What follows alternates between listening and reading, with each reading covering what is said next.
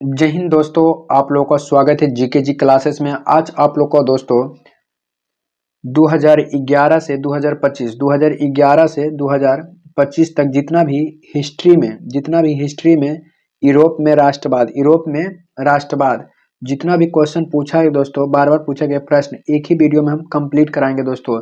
आप लोग इसे क्रैश कोर्स के रूप में सम्मिलित कीजिएगा। हल सभी प्रश्न को पहले हम ऑब्जेक्टिव फॉर्म में टोटल क्वेश्चन कराएंगे जो टारगेट 2026 में रखते हैं दोस्तों 450 प्लस, उसके लिए हेल्पफुल होगा। टोटल हम सिलेबस कर लेंगे दोस्तों, वन शॉट रिवीजन होगा। पहले हम यूरोप में राष्ट्रवाद इतिहास टोटल कराएंगे। इतिहास के इतना चैप्टर 8 चैप्टर टोटल कराएंगे। फिर इसके बाद पॉलिटिकल साइंस कराएंगे, इसके बाद इकोनॉमिक्स कराएंगे, इसके बाद ज्योग्राफी कराएंगे, इसके बाद आपदा प्रबंधन टोटल कराएंगे दोस्तों। आप लोग टारगेट 2026 में एग्जाम देना चाहते हैं तो दोस्तों टोटल 2011 से 2025 तक जितना भी क्वेश्चन पूछा गया वो टोटल कराएंगे। देखिए वीडियो शुरू करते हैं, जिसमें पहला क्वेश्चन आ गया दोस्तों वस्तुनिष्ठ प्रश्न है। जिसमें देखिए पहली बार क्वेश्चन कितना बार पूछा गया, देखिए 2011, 2015, 2017, 2020, 2023 कितना बार पूछा है दोस्तों। रक्त और लौह की नीति का अवलंबन किसने किया था? रक्त और लौह की नीति का अवलंबन किसने किया था? यह किससे संबंध है? तो मेजनी संबंध है कि हिटलर से संबंधित है, बिस्मार्क से संबंधित है कि विलियम प्रथम से? किससे संबंधित है दोस्तों? तो हो जाएगा ऑप्शन रक्त और लौह का नीति का संबंध किससे है? बिस्मार्क से संबंधित है दोस्तों। किससे संबंधित है? तो बिस्मार्क से संबंधित है। तो ऑप्शन नंबर ए का हो जाएगा सी दोस्तों, एक का हो जाएगा ऑप्शन नंबर सी हो जाएगा। 2 नंबर क्वेश्चन आप लोग को स्क्रीन पर आ रहा है दोस्तों। 2 नंबर क्वेश्चन हो जाएगा। 2 नंबर भी टोटल प्रीवियस ईयर गैरीबल्डी पेशा से क्या था दोस्तों? गैरीबल्डी पेशा से क्या था? तो सिपाही, किसान, जमींदार और नाविक। तो ऑप्शन नंबर क्या हो जाएगा? ऑप्शन नंबर डी हो जाएगा दोस्तों। क्या है? नाविक थे। यह भी प्रीवियस ईयर क्वेश्चन पूछा। गैरीबल्डी पेशा से क्या थे? तो नाविक थे दोस्तों। गैरीबल्डी पेशा से क्या थे? नाविक था। क्या था? नाविक था। 3 नंबर क्वेश्चन जर्मन राय राज का निर्माण किसने किया था? जर्मन राइन राज का निर्माण किसने किया था? तो जर्मन राइन राज का निर्माण किसने किया था? तो option A B C D में कौन सा ऑप्शन होगा? तो 3 का हो जाएगा ऑप्शन नंबर बी हो जाएगा। नेपोलियन बोनापार्ट ने किया था दोस्तों। नेपोलियन बोनापार्ट 1804 ईस्वी में किए थे। 1804 ईस्वी में नेपोलियन बोनापार्ट जर्मन राय राज का निर्माण कराए थे दोस्तों। 4 नंबर क्वेश्चन हो जाएगा। 4 नंबर सन 1870 में फ्रांस और पर्सा के बीच युद्ध कहाँ हुआ था? सन 1870 में फ्रांस और पर्सा के बीच युद्ध हुआ था। पूछेगा फ्रांस और पर्सा के बीच कौन सा युद्ध हुआ था? तो सन 1870 में सेडान का युद्ध हुआ था दोस्तों। कौन सा युद्ध हुआ था? तो सेडान का युद्ध हुआ था। तो 4 का हो जाएगा ऑप्शन नंबर ए हो जाएगा। ऑप्शन नंबर ए हो जाएगा। ऑप्शन नंबर ए हो जाएगा। जनेवा समझौता कब हुआ था? तो जनेवा समझौता कब हुआ था? 1954, 1952, 1950, 1985। तो ऑप्शन नंबर हो जाएगा दोस्तों जनेवा समझौता 1954 ईस्वी में हुआ था। 1954 ईस्वी में हुआ था। 6 नंबर क्वेश्चन हो जाएगा किस युद्ध 6 नंबर क्वेश्चन हो जाएगा किस युद्ध के बाद जर्मनी का एकीकरण हुआ था? किस युद्ध के बाद जर्मनी का एकीकरण हुआ था? Option A B C D में कौन सा ऑप्शन हो जाएगा? तो 6 का हो जाएगा ऑप्शन नंबर डी दोस्तों। सेडान का युद्ध के बाद जर्मनी का एकीकरण पूरा हुआ था। कौन सा युद्ध? सेडान का युद्ध के बाद जर्मनी का एकीकरण पूरा हुआ था। यह भी 2018 में प्रीवियस ईयर क्वेश्चन पूछा। टोटल के टोटल बार बार पूछा गया क्वेश्चन है दोस्तों। थंबनेल में जो लिखा वही क्वेश्चन हम बता भी रहे।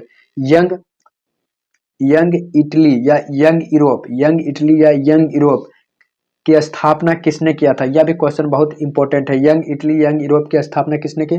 तो 7 का हो जाएगा ऑप्शन नंबर बी हो जाएगा। 7 का ऑप्शन नंबर बी हो जाएगा। मेजनी के द्वारा यंग इटली या यंग यूरोप की स्थापना किया गया था।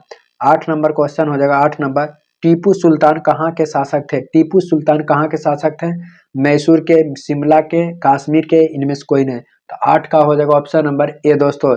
मैसूर के शासक थे दोस्तों। कहाँ के? मैसूर के शासक थे। टीपू सुल्तान थे। टीपू सुल्तान थे। अगला नंबर क्वेश्चन हो जाएगा। अगला नंबर यूरोप की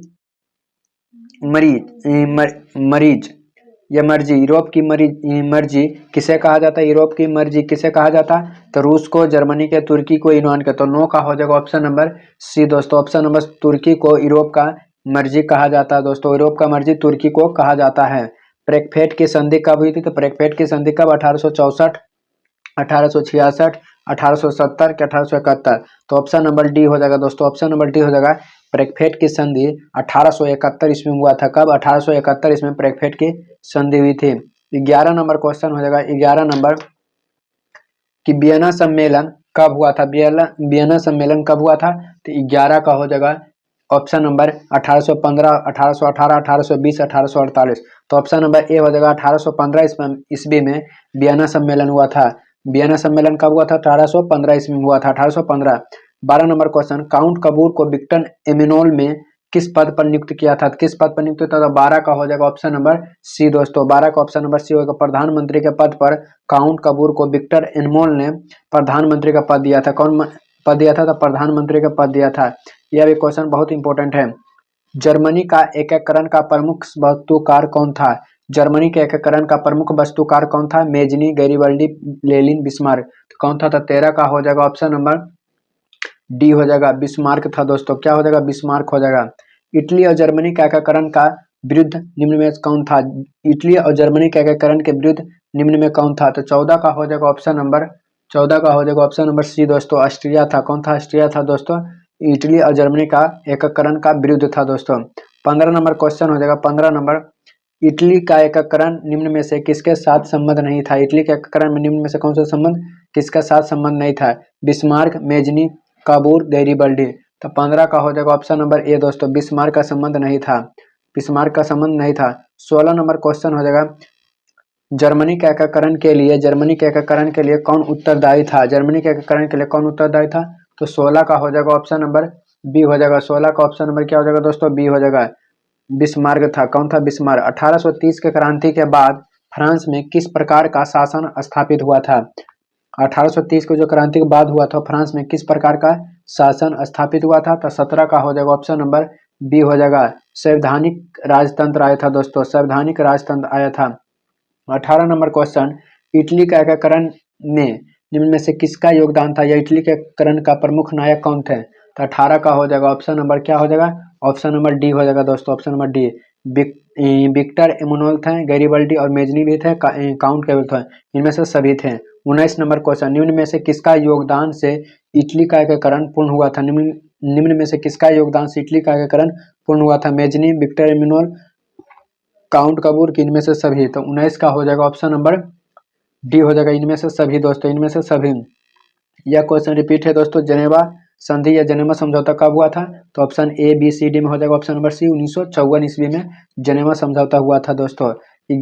21 नंबर, जलबेरिन संबंधित हैं। जलबेरिन क्या है? क्रांतिकारी हैं, व्यापारी हैं, विद्वान हैं कि पदारी हैं दोस्तों? तो ऑप्शन नंबर बी हो जाएगा, व्यापारी से संबंधित है दोस्तों। जलबेरिन एक संस्था है। हिगले किस देश का दार्शनिक था? हिगले किस देश का दार्शनिक था? तो 22 का हो जाएगा, 22 का हो जाएगा ऑप्शन नंबर क्या हो जाएगा दोस्तों? सी हो जाएगा, ऑप्शन नंबर सी हो जाएगा, जर्मनी का था दोस्तों। हिगले किस देश का दार्शनिक था? तो जर्मनी के। राष्ट्रीय आंदोलन का केंद्र राष्ट्रीय आंदोलन का केंद्र जेना विश्वविद्यालय कहाँ स्थित है? जेना विश्वविद्यालय कहाँ स्थित है?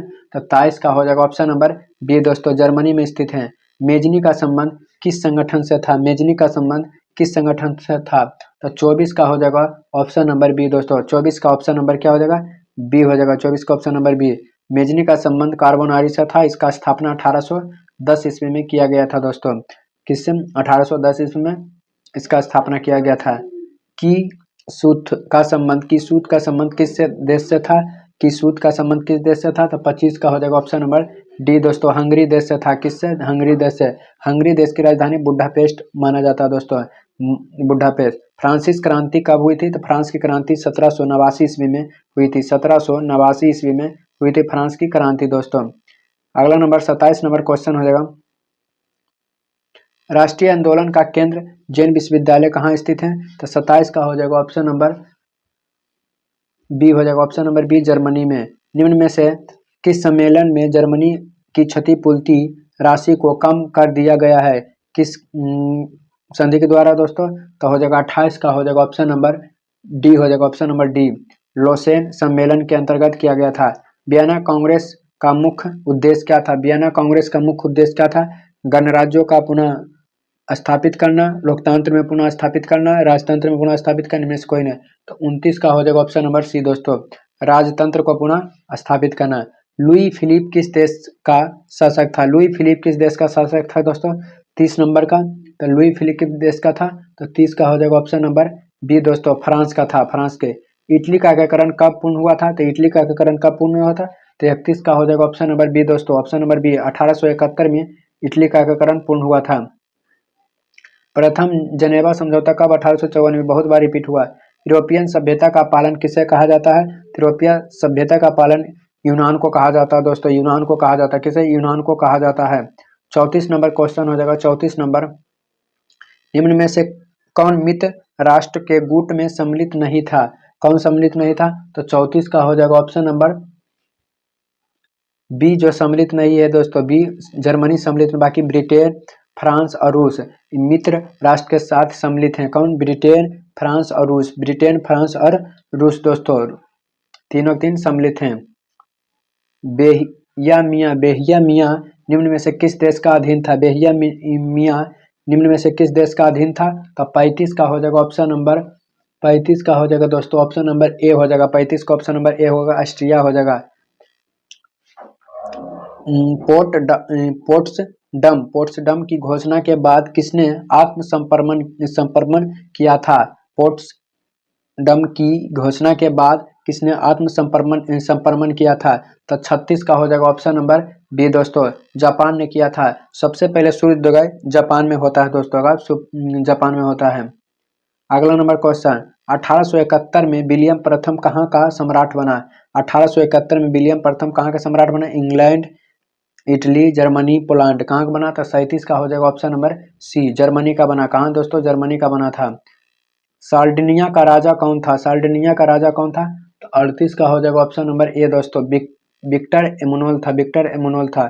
39 नंबर क्वेश्चन हो जाएगा, 39 नंबर। निम्न में से कौन सा जर्मनी का चांसलर था? तो जर्मनी का चांसलर कौन है दोस्तों? तो 39 का हो जाएगा ऑप्शन नंबर सी हो जाएगा, बिस्मार्क जर्मनी का चांसलर है। नेपल्स की क्रांति कब हुई थी? नेपल्स की क्रांति कब हुई थी? यह भी 2025 में प्रीवियस ईयर क्वेश्चन पूछा गया। 40 का हो जाएगा ऑप्शन नंबर बी, 1821 ईस्वी में नेपल्स की क्रांति हुई थी। 41 नंबर क्वेश्चन, सेडान का युद्ध में किसकी पराजय हुई थी? सेडान के युद्ध में किसकी पराजय हुई थी? तो 41 का हो जाएगा ऑप्शन नंबर ए, फ्रांस का दोस्तों, फ्रांस का पराजित हुआ था। किसका? फ्रांस के। निम्न में से किसने अपने देशों में अनिवार्य सैन्य सेवा लागू किया था? 42, निम्न में से किस देशों में अनिवार्य सैन्य सेवा लागू किया था? तो 42 का हो जाएगा option number C, option number क्या हो जाएगा? बिस्मार्क ने लागू किया था। कौन हो जाएगा? ऑप्शन नंबर सी, बिस्मार्क ने लागू किया था। 43 नंबर क्वेश्चन, फ्रांस में किस शासक वंश की पुनः स्थापना विनय कांग्रेस द्वारा की गई थी? तो हो जाएगा 43 का ऑप्शन नंबर क्या हो जाएगा? तो 43 का ऑप्शन नंबर डी हो जाएगा, बुर्बो वंश के द्वारा किया गया था। यूनान स्वतंत्रता संग्राम के दौरान तुर्की के समर्थन में कौन था? तो 44 का हो जाएगा ऑप्शन नंबर सी हो जाएगा, मिस्र था दोस्तों, मिस्र था। ग्रेगरियन कैलेंडर जूलियन कैलेंडर से कितने दिन आगे चलता है? 2025 में पूछा कितना आगे दिन चलता है? तो 45 का हो जाएगा ऑप्शन नंबर सी, 13 दिन आगे चलता है। अगला नंबर क्वेश्चन, 46 नंबर क्वेश्चन है, 1853 से 54 में क्रीमियम युद्ध में काबुल ने किस देश की ओर से युद्ध में सम्मिलित होने का घोषणा किया? France, Austria, Germany, Poland. तो 46 का हो जाएगा ऑप्शन नंबर ए हो जाएगा दोस्तों, जर्मनी। आप लोग को वीडियो अच्छा लगे तो चैनल को सब्सक्राइब, वीडियो को शेयर करें, दोस्तों तक जरूर शेयर करें दोस्तों। आप लोग का दिन शुभ हो।